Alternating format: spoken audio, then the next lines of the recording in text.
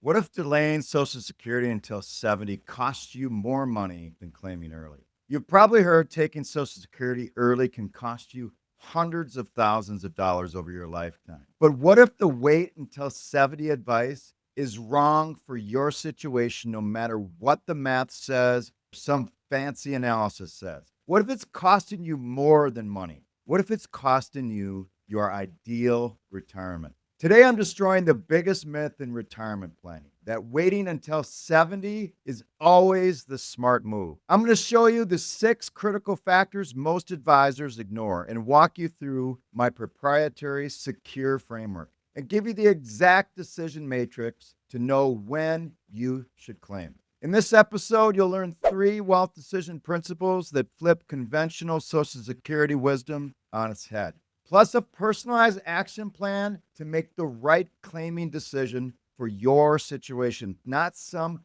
theoretical average retiree. But before we get into it, this is Brian. I've been a financial advisor for over 25 years, and I'm here to help you make better wealth decisions. I recently released a book called Momentous Decisions: 7 Steps to Better Health, More Wealth, and a Richer Life. And I believe that a Social Security decision is one of those momentous decisions that can significantly impact your life in retirement and your future. But it's not just about a Social Security analysis or how it looks on paper. The Secure framework that I developed will change how you look at Social Security claiming decisions, and it'll also be available as a PDF to everyone listening. All you have to do is like this episode and make a comment with the word secure, and I'll send you a link to get your complimentary copy. Also, I would love to know your initial thoughts on when you think you'll file for Social Security. Now, one of my jobs as a financial advisor is to keep up on new insights in the industry so I can help my clients make better wealth decisions along their entire life. Sometimes that means challenging conventional wisdom. And there's a massive debate happening right now in the financial planning world, and most of you probably have no idea it's taking place. On one side, you have researchers like Michael Finke who argue that Social Security should be discounted at a 0%, meaning $1 of Social Security at age 95 is worth exactly the same as $1 at age 62.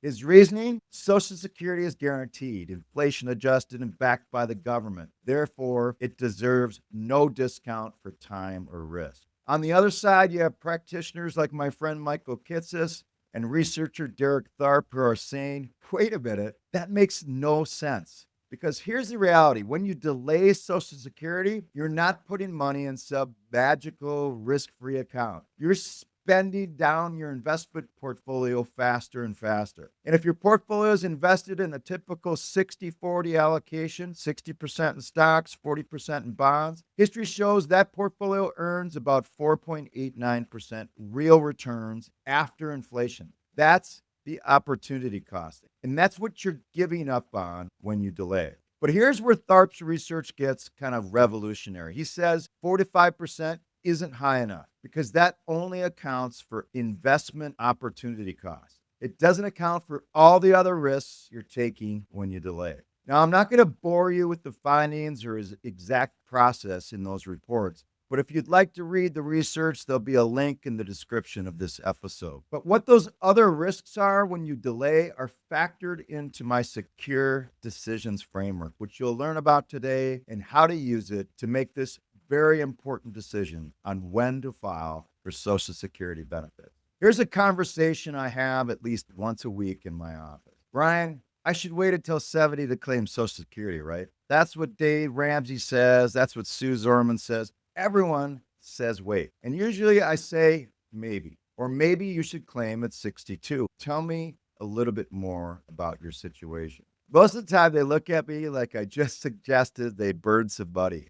Here's the real problem: the financial advice industry has created a dangerous one size fits all narrative about Social Security. Wait until 70 for the maximum benefit. And mathematically, yeah, your monthly check is about 75% higher at 70 than at 62. But here's what they're not telling you: for millions of Americans, waiting is the worst financial decision they'll ever make. Not because the math is wrong, but because the math they're using doesn't apply to their life. The logic goes like this. If you claim at 62, you'll get $2,000 per month. If you wait until 70, you get $3,500 per month.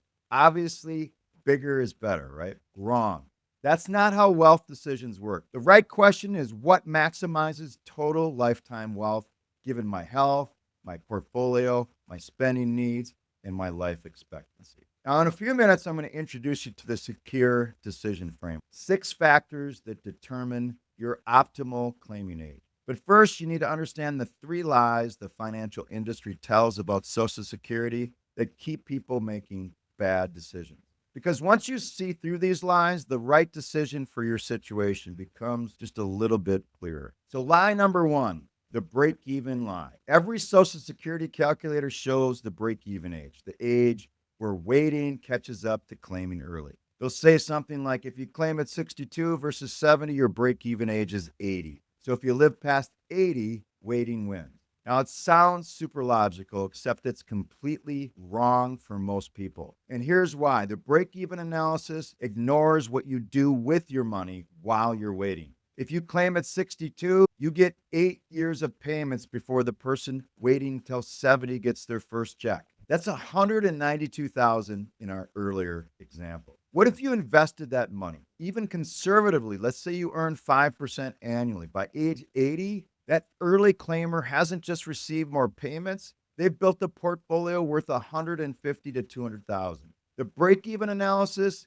completely ignores this. When you factor in investment returns, the break-even age isn't 80. It's often 87 or 90. And that's assuming you don't need to withdraw from your portfolio during those 8 years. If you do need income and you're depleting your 401k instead of collecting Social Security, the break even age might be even older. Lie number 2, the longevity assumption lie. Financial advisors love to say people are living longer. You'll probably live into your 90s, so waiting maximizes your lifetime benefits. And I used to say this same thing, but here's the problem. Most people won't live into their 90s. The statistics they cite are population averages. For instance, for a 62-year-old today, average life expectancy is about 84 for men and 87 for women. Now, that's way up from where it was 10, 15 years ago, but that's an average. If you have any health issues, diabetes, health disease,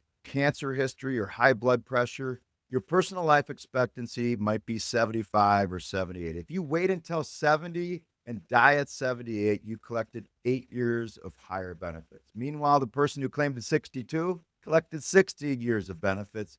Who came out ahead?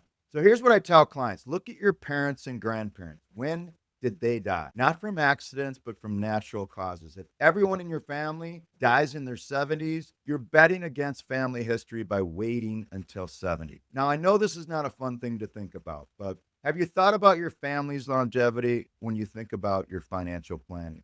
Drop a comment and tell me, did your grandparents make it past 85 or did most pass in their 70s? This matters more than you think. Lie number 3 is the you can always work lie. This is the one I hear about from time to time. Advisors will say, don't claim early, just keep working if you need income. Now, this is great advice if you're healthy and employable. But what if you're not? What if you get laid off at 64 and nobody will hire you? What if your knees give out and you can't do your job anymore? What if you need to care for a sick spouse? The statistics are pretty sobering. Nearly half of the retirees leave the workforce earlier than planned due to health issues, job loss, or caregiving responsibilities. If you're banking on working until 70, but reality forces you out at 64, you just spent 2 years burning through savings instead of collecting benefits. Claiming at 62 gives you control. You're not dependent on your employer, your health, or the job market. You have a guaranteed income floor, and everything else is kind of gravy. So waiting until 70 requires everything to go right for 8 years, and I think that's a pretty risky bet. So this leads me to wealth decision principle number 1. Your claiming strategy should match your reality, not academic averages. This principle is about understanding the opportunity cost and risk in real life, not spreadsheets or calculations. Yes, waiting until 70 gives you a bigger check, but claiming at 62 gives you money now that you can invest, spend, or use as a safety net. Your realities should include your health, your job security, your spouse's longevity, market conditions, policy changes, and a dozen other variables that could burn down your perfect plan. Before we move on, just a quick reminder. I would love if you liked this episode or shared it, subscribe if you're finding it valuable. By the end of this episode, you'll have my complete secure framework that tells you exactly when to claim based upon 6 personal factors, and you'll never second guess your decision again. Now, let me introduce you to the framework I think changes everything when it comes to making this decision on Social Security. I call it the Secure Framework, and it's an acronym. So I'm going to go over each one in a little bit of detail. You can go to my website to see the rest of the detail of the framework, and you'll have the ability to download a free PDF that you can use to make this decision. Now, I created the Secure Framework because I was tired of watching people make life altering decisions based upon generic advice. This framework evaluates 6 critical factors and gives you a personalized score that tells you when you should claim. So the S in the Secure Framework is sequence risk. What's your portfolio vulnerability? Sequence risk is the danger of poor market returns early in retirement, especially when you're taking withdrawals. If you retire into a bear market and you're pulling money from your portfolio, you can permanently damage your long term wealth. And here's where Social Security becomes critical. It's a guaranteed income stream that reduces how much you need to withdraw from your portfolio during those vulnerable early years. So the scoring is 10 points for extreme sequence risk. If your portfolio is less than 10x your annual Social Security benefit, or you need to withdraw 8% annually if you delay claiming, and you have limited cash reserves, then you score 7 points for high sequence risk. Your portfolio is 10 to 15 times your annual Social Security benefit. You need to withdraw 5 to 7% annually if you delay, and you have 2 to 3 years of cash reserves. 4 points for moderate sequence risk. And this would be if your portfolio is 15 to 25 times your annual Social Security benefit. And you need to withdraw 3 to 5% annually if you delay. And then 1 point if you have low sequence risk. Portfolio is 25 times your annual Social Security benefit. And the E in the Secure Framework is expectation. What's your life expectancy? Now, this is simple, but pretty critical. Look at your family history and health. If you have limited longevity, you get 10 points. If it's kind of average longevity, 4 to 7 points. If you have long longevity in your family, you get 1 point. And the C in the Secure Framework is capacity. What's your health span and activity timeline? This is the question most advisors never ask. When will you actually do the things you've been dreaming about? If you want to travel the world, like hike Machu Picchu or spend time with your grandkids while you're healthy enough to enjoy it, that's probably in your 60s and early 70s, not your late 70s or 80s. So the scoring is you get 10 points for a front-loaded activity timeline. You have a bucket list, adventure activities, active grandparenting, and some priorities. And you've deferred a ton of experiences and are ready to go. You score 7 points, you get early emphasis. This is moderate travel and activity plans for ages 62 through age 70. Some physically demanding activities planned, but you prefer to front load experiences but could adjust the timing. And number 4 is more of a flexible timeline. You don't have activities that require a ton of peak physical health.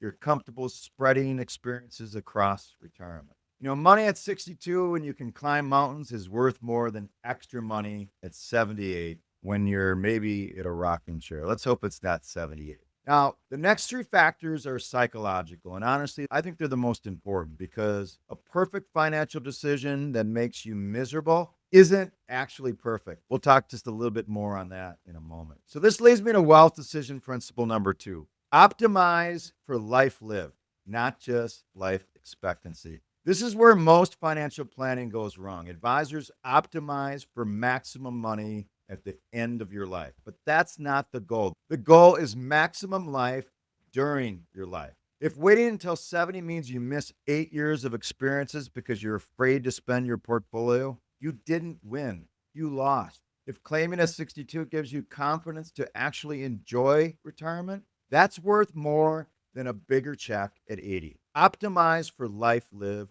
not just life expectancy. And one of the things I enjoy the most about my job as a financial advisor is helping people get to retirement and watching all the trips that they go on, all the things that they do. And I'm really interested also in what you all want to do for retirement. What bucket list trips do you want to go on, and when do you want to do it? Make a comment below and share your retirement dreams. I want to know what you're planning. Now let's move on to the U in the secure framework. Underspending. What's your spending psychology? Now, this is huge. Some people have no problem spending their savings, but others feel physically anxious watching their account balance drop, even though that's what it's there for. If you're someone who's uncomfortable spending your portfolio, guaranteed Social Security income is psychologically liberating. It gives you permission to spend because it's income, not savings. So the scoring here would be 10 points for strong portfolio spending resistance. You're maybe a lifelong saver who struggles to spend investments. Watching your portfolio balance decline causes maybe some anxiety, and you'd possibly spend Social Security freely but hoard portfolio assets. And your advisor maybe has noted to you in the past that you consistently underspend and you can spend more. You recognize sometimes maybe that you need permission to spend versus guaranteed income. And you get 7 points for moderate spending hesitancy. You're somewhat uncomfortable drawing down your portfolio. Guaranteed income would increase your spending confidence, and you're more frugal than necessary given your assets. And then you get 4 points. This is a more balanced approach. You're comfortable with reasonable portfolio withdrawals. Your income source doesn't significantly affect your spending behavior. Now let's move on to the R in the secure framework, and that's regret. How would you feel about different outcomes?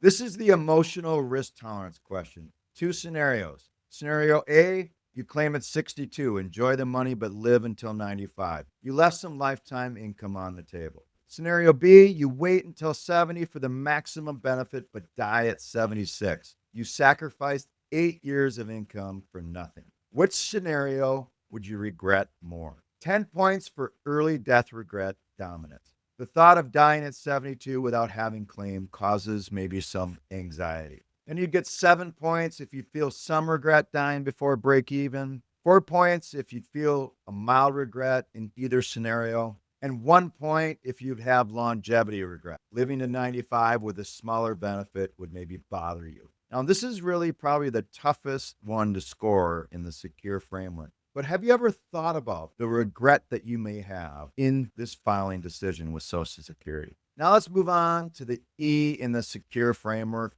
the economic flexibility. Do you need portfolio optionality? This is the final factor. Do you value having liquid assets you can access, or do you prefer guaranteed income? If you're planning to help your kids with a house down payment, handle potential medical expenses, or deal with unexpected costs, claiming early preserves your portfolio for those needs. If you have no major expected expenses and just want to maximize your guaranteed income for life, waiting probably makes more sense. So the scoring system works like this. You get 10 points if you have critical flexibility needs. You anticipate major expenses, helping the kids, long-term care, etc. You want the ability to make some large gifts or donations, and portfolio depletion would eliminate some of those important options. You'll score 7 points for moderate flexibility preference, 4 points for limited flexibility needs, and 1 point for minimal flexibility needs. That means that you have no anticipated major expenses or any type of giving, and you prioritize guaranteed lifetime income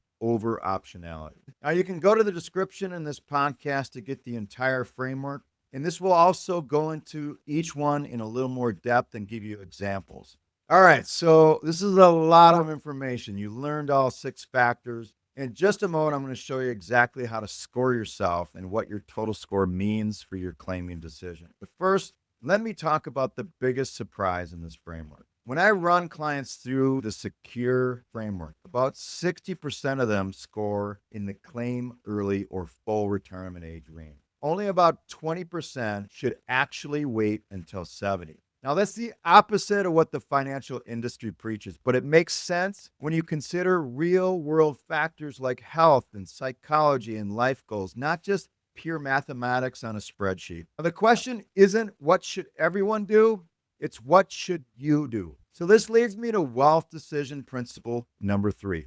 The perfect plan you won't follow beats the optimal plan you can't maintain. This is the ultimate principle for any financial decision, but especially for Social Security. I can show you scenarios where waiting until 70 produces 500,000 more in lifetime benefits. But if waiting causes you anxiety, makes you afraid to spend, or forces you to miss experiences you care about, it's not the right plan. The perfect plan you won't follow beats the optimal plan you can't maintain. This is why the psychological factors in the S.E.C.U.R.E framework matter just as much as the financial ones. A claiming strategy that doesn't fit your personality, values, and life goals will make you miserable, even if it's mathematically optimal. So here's your step-by-step action plan to make your Social Security decision. Action step number 1, calculate your S.E.C.U.R.E score. I've created a S.E.C.U.R.E decision framework worksheet, which is linked in the description. Go through each of the 6 factors and score yourself honestly. Action step number 2, interpret your score. This takes about 5 minutes. If you scored anywhere between 45 and 60, you should claim early. You have high sequence risk, shorter longevity expectations, or a strong desire for liquidity and flexibility. If you scored 30 to 44, claim at full retirement age. You have a balanced profile with moderate risk and longevity outlook. If you scored 6 to 29, consider waiting until 70. You have low risk, long life expectancy, or a strong desire for maximum survivor benefits. Action step number 3, have a financial advisor run the real break-even analysis. Don't use the standard break-even calculator. Use one that accounts for investing early benefits. I have a great tool to help with this called Income Lab. If you'd like to schedule a discovery call to have me go over an Income Lab Social Security break-even analysis, there'll also be a link in the description of this podcast to schedule your Zoom call. In action step number 4, consider spousal and survivor benefits. If you're married, run the analysis for both spouses. Often the optimal strategy is the lower earning spouse claims early and the higher earning spouse delays to maximize survivor benefit. The survivor benefit is based upon the higher earner's benefits, so delaying can protect your spouse if you die first. Now take all this information and make your decision based upon your situation, not conventional wisdom, not what worked for your neighbor, not what some TV financial guru said. This is your retirement. Own the decision. And here's what I would love if you did right now. If you haven't subscribed yet, do that now. Second, download my free S.E.C.U.R.E Social Security Decision Framework in the description of this podcast. It takes about 20 minutes to score yourself, and this single worksheet can change everything when it comes to making this important decision. And third, go to the pinned comment and answer this. What's your biggest fear about claiming Social Security? Dying too early or living too long? I want to hear what keeps you up at night about this decision. And next week's episode is going to change how you think about taxes forever, so you're not going to want to miss that one.